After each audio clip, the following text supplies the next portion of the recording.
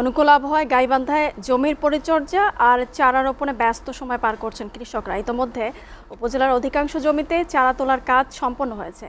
চলছে জমি প্রস্তুত এবং ধান রোপণের কাজ। বোরো মৌসুমে ভালো ফলন পাওয়া সম্ভব বলে জানিয়েছেন কৃষি কর্মকর্তা। গাইবান্ধা থেকে কায়সার প্লাবনের প্রতিবেদন।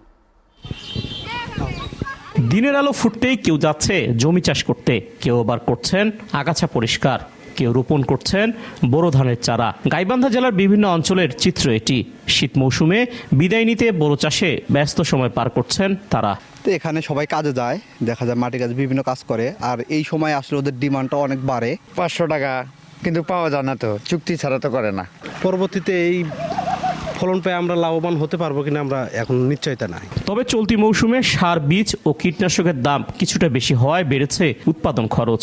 তারপরেও ভালো ফসলের আশায় বোরো চাষে মনোযোগ দিয়েছেন কৃষকরা। পর্যাপ্ত সেচ সুবিধা ও আবহাওয়া অনুকূলে থাকলে ভালো ফলনের আশা তাদের। সারের দাম বেশি, খুচরা বাজারে কিনতে গেলে সারের দাম বেশি। মাটি সারের দাম 19 টাকা ছিল, 21 টাকা হয়েছে। সব সারের দাম বৃদ্ধি এবার। মাঝখানে কয়েকদিন পাওয়া যায় না সার, এবার এখন আবার পাওয়া যায়। বোরো ধানের আবাদ নিশ্চিত করতে কৃষকদের বিভিন্ন পরামর্শ দেওয়ার পাশাপাশি রোগবালাই ও পোকার আক্রমণ থেকে রক্ষা পেতে সময় মতো ব্যবস্থা নেওয়ার বিষয়ে সতর্ক করা হচ্ছে। এছাড়া সঠিক সময়ে চারা রোপণ ও পরিচর্যা করলে বোরো মৌসুমে ভালো ফলন পাওয়া সম্ভব বলেও জানিয়েছেন এই কর্মকর্তা।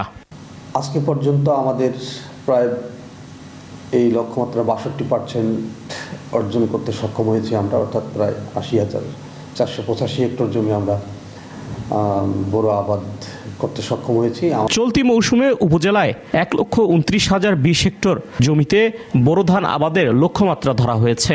লক্ষ্যমাত্রা পূরণ হলে কৃষকদের আর্থিক সচ্ছলতার বাড়ায়, পাশাপাশি দেশের খাদ্য নিরাপত্তা নিশ্চিত হবে বলে মনে করছেন কৃষি সংশ্লিষ্টরা।